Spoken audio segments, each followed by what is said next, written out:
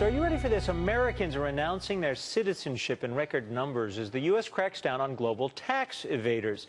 Those tough new laws are aimed at recovering the almost $100 billion the U.S. government says it loses in unpaid taxes every year. But is it just forcing Americans out of the country? Peter Schiff is CEO and Chief Global Strategist for Euro-Pacific Capital, and he joins us now. Which is it? I mean, it seems like this might not be the best thing for the government to be doing, or is it? Well, I think it's a terrible thing that they're doing, and it's a disturbing trend that's going to continue. You know, the government is making it very difficult for Americans who happen to be living and working abroad to function. A lot of people are having to give up their U.S. citizenships, even though they'd prefer to retain them. But it's not just expatriates. You know, even if you're living in America and you want to bank abroad, you know, I own an offshore bank. I won't accept American customers at my bank because I don't want to be subjected to the enormous expense that I would incur if I tried to accommodate U.S. customers.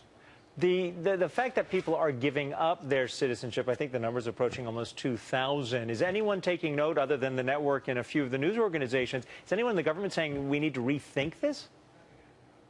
Well, I doubt it. I mean, I think the government is deliberately trying to prevent Americans from leaving the country. I think they're going to make it much more difficult in the future than it is today, both to get out of the country or to get your money out of the country. You know, there's a form that you have to fill out in order to renounce your citizenship. And up until a few years ago, the form was free. Now it costs $500 just to get the form to give up your citizenship. I mean, who knows what that form may cost in the future? Maybe it'll cost $5,000, maybe $10,000. They already have big exit penalties. If you're wealthy, if you have a lot of assets, and you want the privilege of no longer being an American citizen, you're going to have to pay a lot of money for that.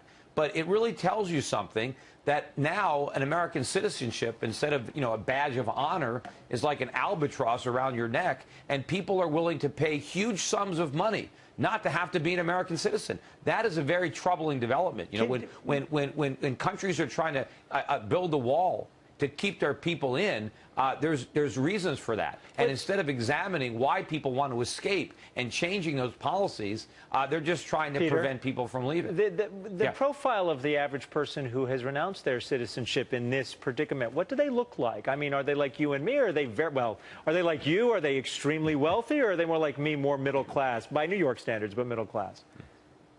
Well, I think a lot of the people who are expatriates who are giving up their citizenships are middle class, and they just can't even afford the complexity of filing a return while living offshore. They're having trouble with bank accounts, with insurance policies, getting home mortgages. So it's just their lives are difficult. But I think over time, more and more entrepreneurs, young people who want to make something of themselves and who find a lot more difficult to do it here because of their taxes and the regulations, they're going to want to leave. And I think a lot of Americans are going to want to get their money out of the U.S. because of the inflation that I see coming and the weakness in the dollar. And the U.S. government is going to try to find ways to mitigate that by making it more difficult for Americans to get out of the country, either physically or get their money out. All right, Peter Schiff, we appreciate you joining us to discuss this issue. It's not going away anytime soon. Thank you.